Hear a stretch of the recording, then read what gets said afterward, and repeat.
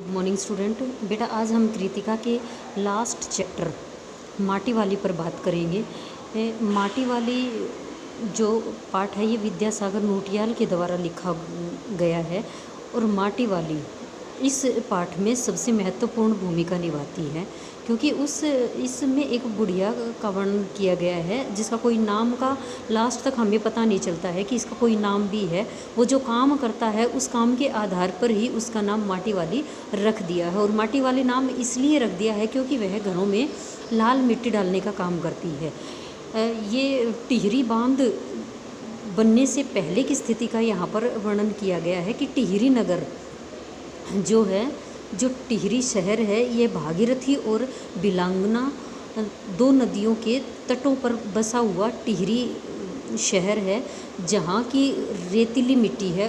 और वहाँ पर क्योंकि मिट्टी के चूल्हे होते हैं और रेतीली मिट्टी से चूल्हे की लिपाई नहीं हो सकती, इसलिए इसमें एक बूढ़ी औरत हरिजन मतलब निम्न वर्ग की जो यही काम करती है, मिट्टी डालने का काम। लाल रंग की मिट्टी वो कहीं से खोद कर लेकर आती है और फिर लोगों के घरों में डालती है और उसके डालने के बाद ही लोग घर के आंगन, दीवारों और चूल्हे की वो लिपाई करती हैं।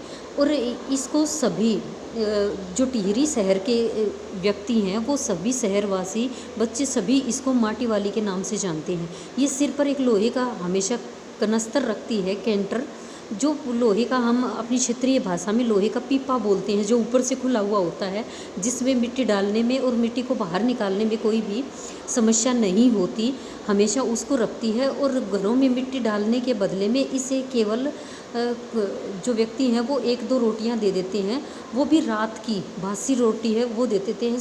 कोई इक्का दुक्का घर ही ऐसा है जो इस काम के बदले में इसको पैसे देता है, मतलब बेगार ही होती है, बिना मजदूरी का काम इससे करवाते हैं। और इसके परिवार में एक बूढ़ा व्यक्ति है जो शारीरिक रूप से कमज़ोर है और जो यह दिन भर काम करती है। और इसका घर है वो इतने कम से कम ये जब अपने गांव से चलती है तो 1 घंटा इसको लगता है टिहरी शहर तक पहुंचने में और फिर 1 घंटा इसको वापस जाने में। यह जितने चक्कर लगाती है, जितने लोगों की ज़रूरत होती है उतनी ही माटी घरों में डालती है और इसके बदले में इसको 2-3 रोटियां मिलती हैं। उन्हीं रोटियों को ले जाकर ये घर में जो इसके पति हैं उनको यह रोटियाँ देती हैं और तभी ये खाते हैं।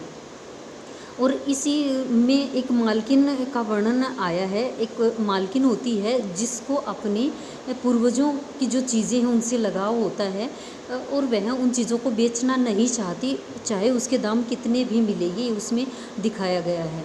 और इसमें जो निम्न वर्ग की स्थिति किस तरह से बदतर हो सकती है इसको दिखाया है।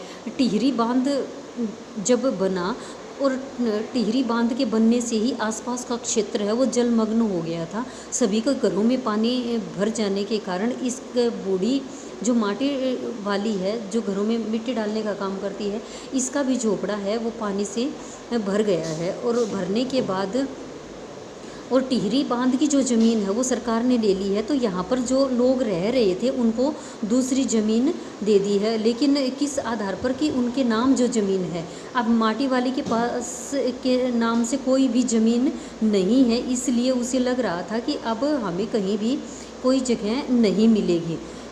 और ये कह रहा है लास्ट में भी ये भी कहती है कि किसी भी व्यक्ति का शमशान नहीं उजाड़ना चाहिए। मतलब ऐसी स्थिति हो गई थी कि व्यक्ति मरने के बाद भी उसको शमशान नसीब नहीं हो सकता था। गरीब आदमी ही नहीं, अमीर जिसके पास पैसे होते हैं वो तो अपना गुजारा किसी तरह से भी कर सकता है, लेकिन जो गरीब आदमी है जो हर दिन कमाता है हर दिन खाता है, सबसे बड़ी समस्या उसके लिए होती है।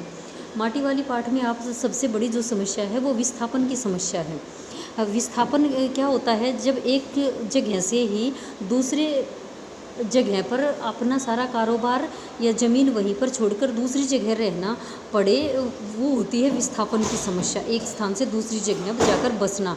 और इस एवज में जो पूंजीपति होते हैं जिसके पास पैसा होता है वो तो अपनी आवश्यकताओं को, अपने कारोबार को दोबारा से आरंभ कर लेता है, लेकिन माटी वाली जैसे व्यक्ति भी इस संसार में बहुत ज़्यादा हैं जो केवल अपना पेट काम करके ही अपना पेट भरते हैं। उनके दुख दर्द को यहाँ इस पाठ में दिखाया गया है। जो व्यक्ति आप कल्पना करके देखिए कि जो व्यक्ति दिन भर काम करे और उसको खाने में केवल 2-3 रोटियां ही मिलें, तो उसके पास कोई संपत्ति हो नहीं, बीमारी का तो इलाज वह करवा ही नहीं सकता। और ऐसे व्यक्तियों के लिए एक लाइन आई है इस पाठ में, भूख मीठी की भोजन मीठा।